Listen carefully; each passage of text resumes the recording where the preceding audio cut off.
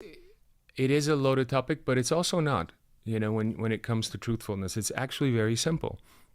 And going back, having to do with the band, we've had incredible, unexpected success as a very far-flung kind of progressive metal band. With our Toxicity record in 2001 and touring and doing what we did. And after many years of touring, when we were making the last few records, which we made together, Mesmerize, Hypnotize, those recordings were done at the same time, then released as 2 records with 6 months of each other. In 2005 and 2006, before those sessions, when we first started those sessions, I told the guys, this kind of cyclical thing that we're doing with, making records for a year, touring for a year, touring for 2 years at that time, doing all this promo publicity. It was just cyclical. It was like, I got to stop. And I also want to do my own thing. I have other artistic adventures that I want to, get on. Part of it was, we had so much creativity and input coming into the band, specifically with Darren's songwriting and me wanting to bring in music as well, because over time, he became a better lyricist and I became a better musical songwriter, a better composer. So it became kind of like a push and pull, which is really good for bands, actually, because it's a yin and yang kind of thing, two strong creative forces. And it has broken up so many bands. And it has also broken torn up apart so many bands. So before Mesmerize, Hypnotize, I basically told the guys, listen, I'd like to take a hiatus. I'm not saying I never want to do this, but I'm saying I can't do this right now anymore.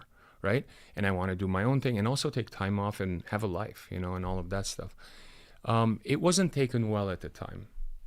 I won't get into that.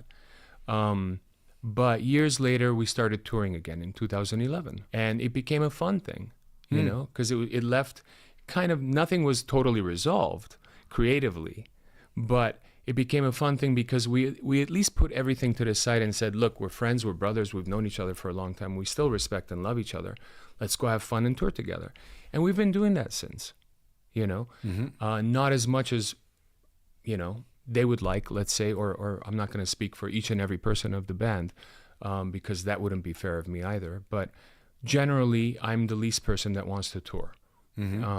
Part of that is physical, because it's tiring. I've done it for 20, 25 years. And I had back surgery a few years ago. I'm much better now and all of that. But part of it is that.